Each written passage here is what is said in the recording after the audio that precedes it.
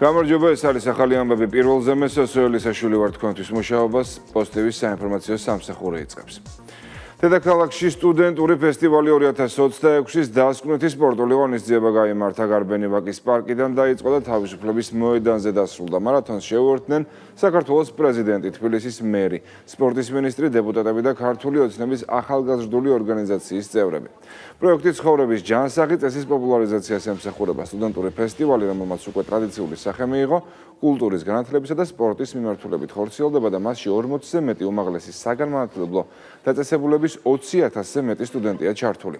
წლის გამარჯვებული უმაღლესი სასწავლებლის წოდებას ის უნივერსიტეტი მოიპოვებს, რომლის სტუდენტებიც ყველაზე მეტ ასპარეზობაში გაიმარჯვებენ. გამარჯვებულების დაჯილდოება კი 21 ივნის ფესტივალის გრანდიოზულ საზეიმო დახურვაზე გაიმართება.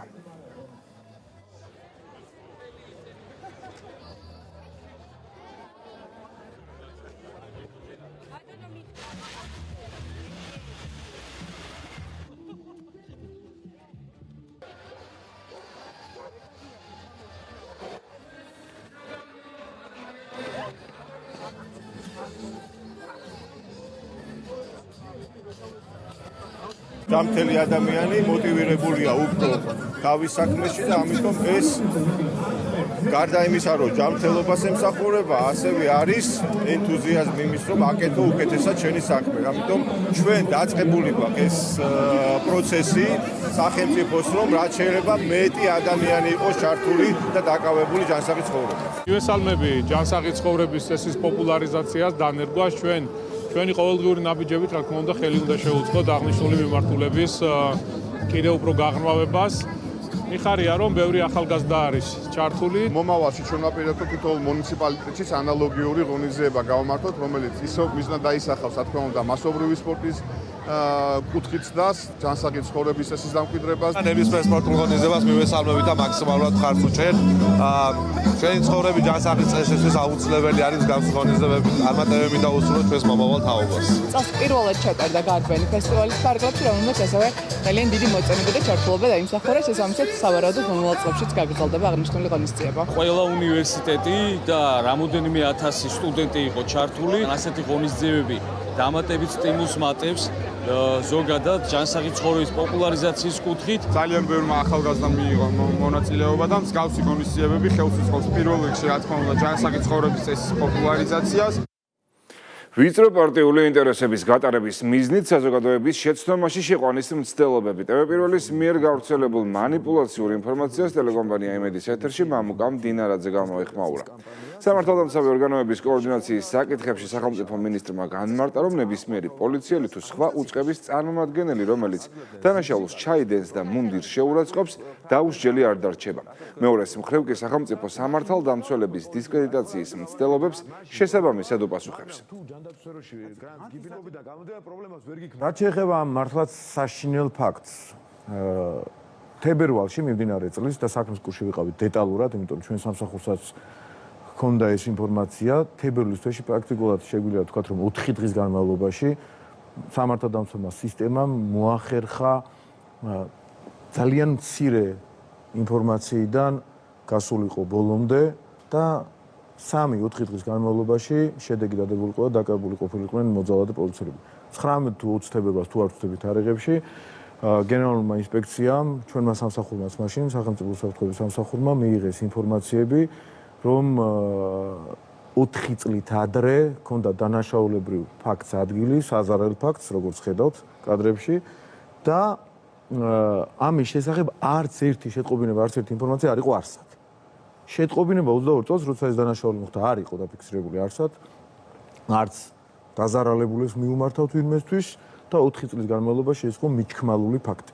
ამიტომ რეაგირება ბუნებრივია ვერ იქნებოდა, არავისთვის ეს ცნობილი არ იყო, მაგრამ იმის გამო, რომ გადაღებული კადრები ერთ-ორ ადამიანთან მოხდა, ისევ თავის წრეში დაატრიალეს, ასე ვთქვათ, ამის შესახებ მიღებული იყო ინფორმაცია და ამაზე იყო მყისიერი რეაგირება. დღეს ბუნებრივი ამბავია, მათგან არ გვიკვირს, ვინც ამას აკეთებს, რომ ნახევარს ამბობს და მეორე ნახევარს არ ამბობს, მაშინ როდესაც ტელე-პირველმა თავად გაავრცელა ინფორმაცია იმის შესახებ, რომ დაკავებულები არიან მოძალადე პოლიციელები ადამიანების ცემის ფაქტზე 23 თებერვალსვე თუ ისევ თარიღი არ მისლება, მათაც ჰქონდათ ეს ინფორმაცია, იმიტომ რომ პროკურატურამ, შინაგან საქმეთა სამინისტრომ და სამართალდამცავ სისტემამ გაავრცელა ეს ინფორმაცია, არ დაუმალავს შემდეგ როგორც მე ვიცი და არ მგონია ვსვდებოდე კადრებიც აქამდე ქონდათ, არ ვიცი დღეს და გუშინ რასაუდებოდნენ მაინც და მაინც, რას დაამთხვეს და რა მიზნები აქვს.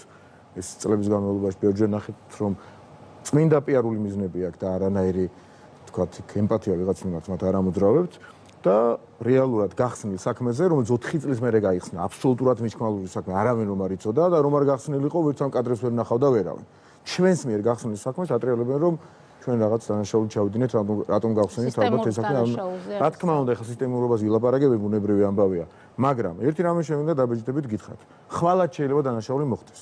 45,000 ადამიანში ვიღაცამ შეიძლება შეარცხნოს სკოლა პოლიციის მუნდირი. ამას გარანტიას ვერავინ ვერ მიცემს ვერავის. ვერც მე ვიცი მოსახლეობას გარანტიას, რომ ხვალ პოლიციელი რაღაც დანაშაულს არ ჩაიდეს. 45,000 ადამიანიდან რომელიმე. მაგრამ გარანტიას მიცემთ იმისას, რომ დაუჯელი ვერ დარჩება ვერც ერთი. როდესაც მე აი ამ თანამდებობაზე ხა სადაც ვარ გადავდიოდი, მაშინ ერთ-ერთ თქვენს ეთერში ვთქვი, რომ რაზეც იყო ლაპარაკი, რომ პოლიციელები არ დაესჯილან აქციების დროს. პირობა დავდი და რამდენიმე კვირაში, მაქსიმუმ თუ რამდენიმე დღეში არა გახსოვთ, ეს პირობა შესრულდა, ვისაც კი შესაძლებელი იყო, რომ მტკიცებულება მოგროვებულიყო, ელემენტარული, ყველაზე მოგროვდა და ეს მუშაობა გრძელდება, არ დაგვისრულებია. და ყველას ვაფრთხილებ. პოლიციელი იქნება თუ სხვა ადამიანი, რომელიც პოლიციელის დისკრედიტაცია შეესწება. ერთი მხრივ პოლიციელის მუნდირის, ღირსების, გმირი ხალხის შეურაცხყოფას არავის არ გაუტარებთ და მანიპულაციებით მათი დისკრედიტაციის კამპანიას, ისევე როგორც გუშინ ვნახეთ, რომ ცნობილი იყო მათთვის ჯერ თებერვალში, მერე პროკურატურის პიარ სამსახურიდან, რომ იცოდნენ, რომ დაკავებული იყვნენ ადამიანები და ანონში შეგნებოდ ეს არ ჩასვეს და მეორე მხრივ პოლიციელი იქნება თუ უწყების, რომელიმე უწყების სხვა წარმომადგენელი ძალადობას და ასეთ მავნე ქმედებებს და მათაც პოლიციელის მუნდირის შეურაცხყოფას არც მათ გაუტარებ და არც მათ ვაპატიებ. ეს არის სწორი მიდგომა, მაგრამ ერთადერთიანებას დავამატებ. მე მიკვირს იმ ხალხის, რომელიც საერთოდ არაფერს ამბობს იმაზე, რომ აი მაგალითად არის სიუჟეტები დანიის ფაქტი იყო, საფრანგეთის ფაქტები იყო, დიდი ბრიტანეთის კი ბატონო, მადლობა არჩი ძალიან დიდი ფაქტები იყო. იქ რო ცემენ ქუჩაში კამერები წინ რომ ასაკეთებენ, დღემდე ერთი ადამიანი არ არის ამ ფაქტებზე დაჯილი. ის არავისაც უხებს. იმაზე არავინ არ საუბრობს, რომ ესე იქ დემოკრატიულად ბრჭყალებს, რა თქმა უნდა, ცემენ როგორ ჩანს და ჩვენთან დაჯილი ადამიანი ფაქტის სახეზე გახსნილი 4 წლის თავზე და 4 წლის შემდეგ საქმე და ამას ცდილობენ რომ დაატრიალონ და სისტემურად წარმოაჩინონ ეს ამბავი. ვერც სისტემურობა იქნება, ვერც ძალადობა იქნება, იქიდან გამომდინარე პრევენციას ყოველთვის მოვახდეთ და ვერ დარჩება განსაკუთრებით ახლა ბოლოდროინდელი მოვლენებიდან გამომდინარე დღეს არჩილმა ძალიან კარგი პოსტი დაწერა და ცოდვა გამხელი ჯობია. რაღაცებს ვერ ვახერხებდით ჩვენ წლების განმავლობაში ისე როგორც დღეს ეს შეგვიძლია. ამას თუგნებად მე ბევრი ვილაპარაკობ და ვერავინ გაიტანს თავის დანაშაულს.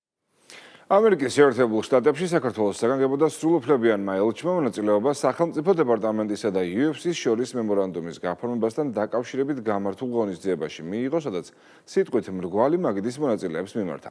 თამარ ტალიაშვილმა ყურადღება საქართველოს ხელისუფლების მიერ სპორტისა და მასთან დაკავშირებული ფართო ეკოსისტემის განვითარების, ასევე საერთაშორისო ასპარეზობების პრიორიტეტულობაზე გაამახვილა. სამაგალითოდ დაასახელა პარალიმპიური მიმართულება, რომელმაც საქართველოში შესაბამისი რეფორმების გატარების შედეგად უკანასკნელ 10 წელიწადში განვითარების უპრეცედენტო დინამიკა აჩვენა. ელჩმა ასევე აღნიშნა, რომ ქართველი გულშემატკივარი განსაკუთრებით ელოდება დამოუკიდებლობის დღისადმი მიძღვნილ ბრძოლას, სადაც ქამარს-ილია თოფურია დაიცავს და UFC-ს ქართველი მებრძოლების შესახებაც ისაუბრა. ტალიაშვილმა საქართველოში საბრძოლო ხელოვნების უძველეს ტრადიციაზეც გაამახვილა ყურადღება, რომელიც მათ შორის ქართული ჭიდაობის სახით იუნესკოს მიერ არამატერიალური კულტურული მემკვიდრეობის ძეგლადაა აღიარებული. ცენტრალური კრიმინალური პოლიციის დეპარტამენტის დირექტორი სამუშაო ვიზიტით ესპანეთის სამეფოს დედაქალაქ მადრიდში იმყოფებოდა. ვიზიტის ფარგლებში შეხვედრები ესპანეთის სამართალდამცავი უწყებების ხელმძღვანელ პირებთან, მათ შორის ესპანეთის ეროვნული პოლიციის კრიმინალური პოლიციის გენერალურ კომისართან და სამოქალაქო გვარდიის კრიმინალური პოლიციის უფროსთან გაიმართა. მხარეებმა საქართველოსა და ესპანეთის სამართალდამცავ უწყებებს შორის არსებული წარმატებული თანამშრომლობის შედეგები შეაჯამეს, ტრანსნაციონალური დანაშაულის წინააღმდეგ ბრძოლის მიმართულებით განხორციელებული ერთობლივი ოპერაციები განიხილეს და სამომავლო თანამშრომლობის გაღრმავების შესაძლებლობებზე იმსჯელეს. ვიზიტის ფარგლებში ქართული დელეგაციის წევრები ესპანეთის ეროვნული პოლიციის აკადემიასაც ესტუმრნენ, სადაც სასწავლო პროცესს, პროფესიული მომზადების პროგრამებსა და აკადემიის საქმიანობის სპეციფიკას გაეცნენ. საქართველოს შინაგან საქმეთა სამინისტროს სხვადასხვა დანაყოფის 14 წარმომადგენლისგან დაკომპლექტებული დელეგაცია ჩინეთის სახალხო რესპუბლიკაში სასწავლო ვიზიტით იმყოფებოდა. სამინისტროს სხვადასხვა დეპარტამენტის წარმომადგენლები კიბერდანაშაულთან ბრძოლის, ციფრული ექსპერტიზის, ტრანსსასაზღვრო დანაშაულის პრევენციის, ასევე თანამედროვე ტექნოლოგიების სამართალ დაცვით საქმიანობაში გამოყენების მიმართულებით არსებულ პრაქტიკას გაეცნენ. დელეგაცია ქალაქ შენიანის საზოგადოებრივი უსაფრთხოების ბიუროსაც ეწვია, სადაც მიგრაციული ნაკადებისა და საზღვრის კონტროლის მართვის პრაქტიკას გაეცნო. სასწავლო ვიზიტი საქართველოს ჩინეთს შორის სამართალ დაცვით სფეროში არსებული თანამშრომლობის ფარგლებში განხორციელდა. პოლიციამ განსაკუთრებით დიდი ოდენობით ნარკოტიკული საშუალებების და ფსიქოტროპული ნივთიერების უკანონო შეძენა შენახვის რეალიზაციის ხელშეწყობის, ასევე ნარკოტიკული საშუალების შემცველი მცენარის უკანონო დათესვა მოყვანის ბრალდებით სხვადასხვა დროს 4 პირი დააკავეს. ნივთმტკიცება დაამოღებული განსაკუთრებით დიდი ოდენობით ნარკოტიკული საშუალებები და ფსიქოტროპული ნივთიერება, მათ შორის მეფედრონი, მეთადონი, ალფა-პპ, მცენარე კანაფი და კეტამინი. დანაშაული 20 წლამდე ან უვადო თავისუფლების აღკვეთას ითვალისწინებს. სამართალდამცველებმა ქურდობის ბრალდებით 2 პირი დააკავეს, მათ შორის ერთი წარსულში ნასამართლები და ამჟამად პირობითი მსჯავრის ქვეშ მყოფი არასრულწლოვანია. გამოძიების ცნობით ბრალდებულებმა თბილისში ჭავჭავაძის გამზირზე მდებარე რამდენიმე მაღაზიაში უკანონოდ შეაღწიეს, სადაც 2000 ლარამდე თანხას მართლსაწინააღმდეგოდ დაეუფლნენ და შემთხვევის ადგილიდან მიიმალნენ. დანაშაული 7 წლამდე ვადით თავისუფლების აღკვეთას ითვალისწინებს. შინაგან საქმეთა სამინისტროს სასაზღვრო პოლიციის ავიაციამ ქვემო ალვანიდან თუშეთის მიმართულებით ზამთრის სეზონის ბოლო სამოქალაქო რეისები შეასრულა. სასაზღვრო პოლიციის ვერტმფრენმა 2 სამოქალაქო რეისი შეასრულა და სოფელ ომალოში ადგილობრივი მოსახლეობა გადაიყვანა. ადგილზე გადაიტანეს პირველადი საჭიროების ნივთები და პროდუქტებიც. ზამთრის პერიოდში საავტომობილო გზის გახსნამდე სასაზღვრო პოლიციის ავიაცია ომალოსა და მიმდებარე სოფლების მოსახლეობის დასახმარებლად პერიოდულ ფრენებს ახორციელებს და მაღალმთიან და რთულად მისადგომ ადგილებში მცხოვრები მოსახლეობის დახმარებას უზრუნველყოფს. სასაზღვრო ვერტმფრენი მთელი ზამთრის განმავლობაში რეგულარულ რეისებს ახორციელებს თუშეთის მიმართულებით მოსახლეობის დასახმარებლად. საავტომობილო გზა არ არის გახსნილი, ამიტომაც დღესაც 2 სამოქალაქო პირებისთვის 2 რეისს განახორციელებს სასაზღვრო პოლიციის ავიაცია, რაც არის დიდი დახმარება, დიდი თანადგმობა. ამერიკის შეერთებული შტატების პრეზიდენტის განცხადებით ირანთან ურთიერთგაგების მემორანდუმს ხელი კვირას 14 ივნისს მოეწერება. დონალდ ტრამპის თქმით, ხელმოწერის შემდეგ ჰორმუზის სრუტე ყველასთვის დაუყოვნებლივ გაიხსნება.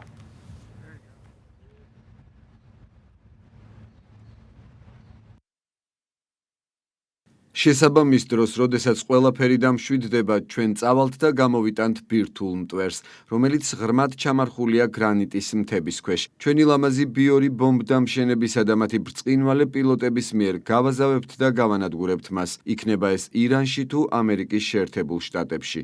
ველოდებით თანამშრომლობას ირანთან და მთელ ახლო აღმოსავლეთთან დიდი ხნის განმავლობაში.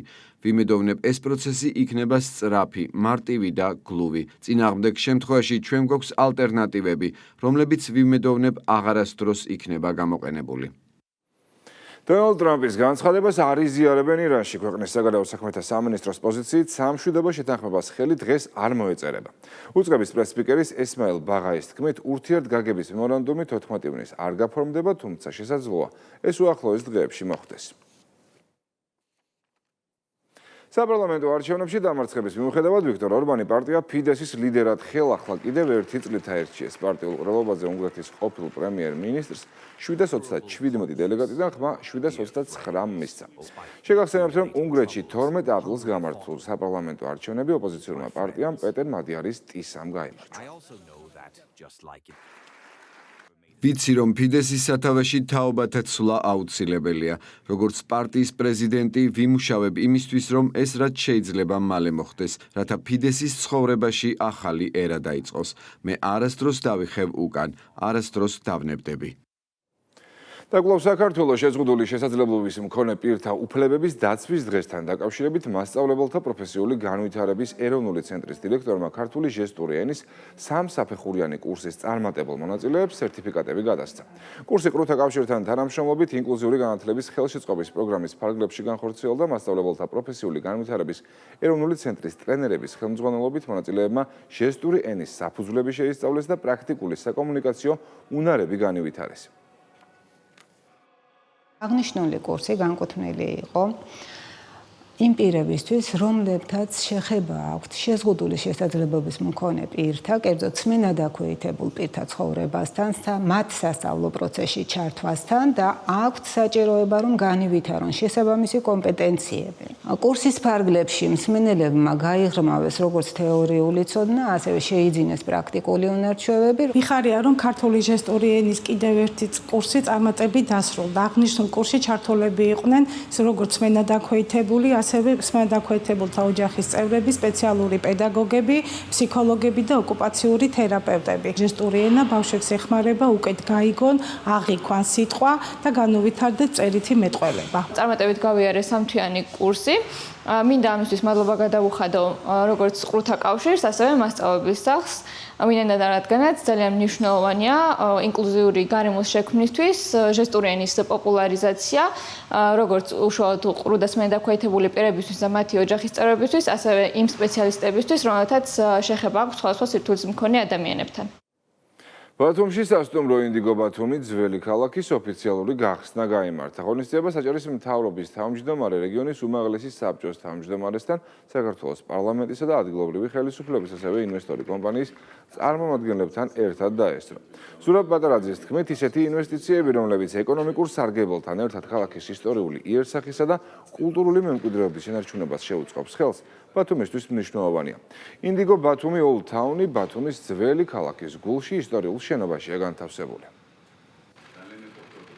ბათუმი არ არის მხოლოდ მაღალი ცათამბჯენები, არამედ ძველი ქალაქის განაშენიანება, მოწესრიგება, კულტურული მემკვიდრეობის ძეგლების შენარჩუნება, ეს არის ერთ-ერთი მთავარი პრიორიტეტი. ხელშეწყობა ბიზნესის არის ერთ-ერთი უმთავრესი პრიორიტეტი. ბათუმს ყოველთვის ჰქონდა ისტორიული თავისი დატვირთვა, როგორც ტურიზმის თვალსაზრისით, ასევე საქმიანი ტურიზმის მიმართულებით. მე-19 საუკუნეშია შენობა აშენებული და ზუსტად მაშინ ბათუმს ჰქონდა პორტო-ფრანკოს სტატუსი. ბრენდის ფილოსოფია დაფუძნებულია წარმოაჩინოს თითოეული ადგილის უნიკალური ისტორია და უბნის ნამდვილი სული. ბათუმი ამ კონცეფციისთვის შესაფერისი ქალაქია, რადგან ის მდიდარია თავისი მემკვიდრეობით, განსაკუთრებული კულტურით და განსაკუთრებული ენერგიით. ბოლნისის მუნიციპალიტეტის მერმა სივრცითი მოწყობისა და ინფრასტრუქტურის სამსახურის უფროსთან ერთად ხიდების რეაბილიტაციისა და საგზაო ინფრასტრუქტურის კეთილმოწყობის სამუშაოები დაათვალიერა.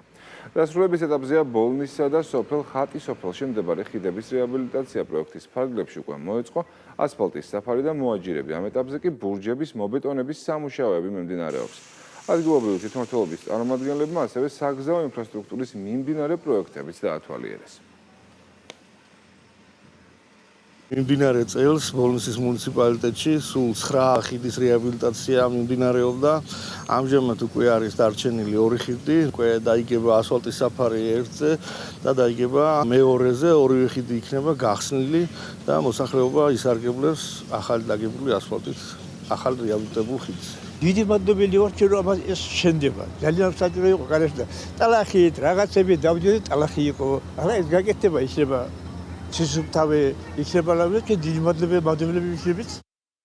13 და 14 ივნისს ქრწანისის დღეპარკმა ძაღლების მოყვარულებსა და პროფესიონალ მეძაღლებს უმასპინძლა. ადგილზე 86 ეროვნული გამოფენა გაიმართა, რომელიც განსაკუთრებული მნიშვნელობის იყო, რადგან კლუბმა პირველი გამოფენიდან საიუბილეო 100 წელი აღნიშნა. ღონისძიებაში 10 თვიდან 10 წლამდე ასაკის ძაღლები მონაწილეობდნენ. გამოფენაზე უტარდება ძაღლებს ექსპერტიზა, ფასდება მათი ექსტერიერი და ასევე ხდება გამოვლენა ყველაზე კაი ექსტერიერი მქონე ძაღლის და ასევე იმ ძაღლების, რომელსაც გააჩნია კონკრეტული ნაკლი. წარმოდგენილია საქართველოში არსებული ყველა სამონადირეო ჯიში. გამოფენა ტარდება 2 დღის განმავლობაში. პირველ დღეს გამოფენილი იქნა კუნძულოვანი მეძებრები, მდევრები და ბრეტონული ეპანიოლები, ხოლო მეორე დღეს კონტინენტალური მეძებრები. გულოსავ ყველა მონადირეს დღევანდელ გამოფენას და ვარ ძალიან ყოფილი, შემაძალმა აიღო პირველი ადგილი დაფასდა ჩემი დიდი შრომა და ყველა მონადირისთვის დღევანდელი დღე არის ზეიმი და გვინდა რომ ეს ტრადიცია გაგრძელდეს. ეს იყო ახალი ამბები პირველზე, ჩვენ ზუსტად 4-ზე დაუბრუნდებით დროებით.